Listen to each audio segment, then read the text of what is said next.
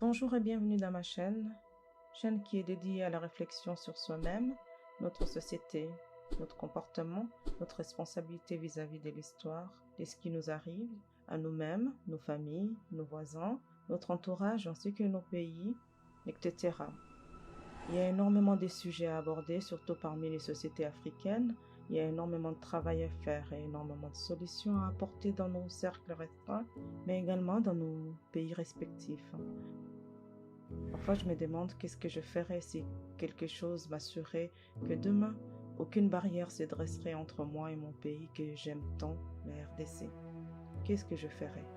Eh bien, je suis convaincue que je prendrai le premier avion, en emballant à la va-vite quelques affaires, et je rentrerai chez moi. Oui, chez moi, là où sont mes ancêtres, et là où je suis censée être. J'aime ce pays.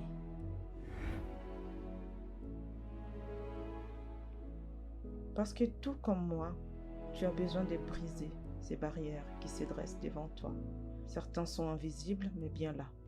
Sur cette chaîne, je vais te partager des sujets qui vont te permettre de prendre conscience de toi-même et de ton environnement dans lequel tu évolues.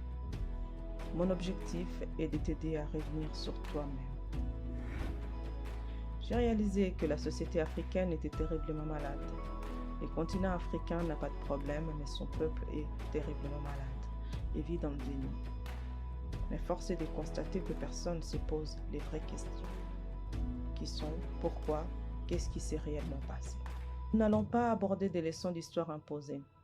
Mais ce que nous allons aborder, c'est dans quel état d'esprit ces narratifs nous ont été imposés et ont affecté nos jugements. Nous avons trop souvent pleuré, victimisé et pointé du doigt les autres. Sur cette chaîne, notre but est qu'au bout d'un moment, vous soyez capable de lever votre petit doigt pour dire « Oui, moi, j'y ai réfléchi et j'ai compris les causes. Et à partir de ces causes, je ne peux pas changer le passé, mais je peux apporter un remède. »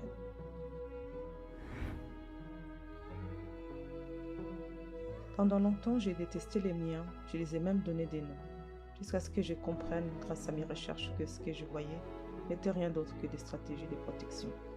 Il n'y avait rien à faire, que je ne pouvais tout simplement pas les cantonner dans des catégories. Le mal était si profond et général que chacun essayait simplement de s'en sortir. Si je voulais avoir des vrais amis, une famille en bonne santé générale, je devais, moi qui étais en capacité, de les créer. Si je voulais une multitude d'entrepreneurs conscients, il fallait d'abord qu'ils les deviennent. Si je rêvais que l'Afrique, c'était mon chez moi, mais que les barrières invisibles m'empêchent d'y aller, je devais d'abord les briser.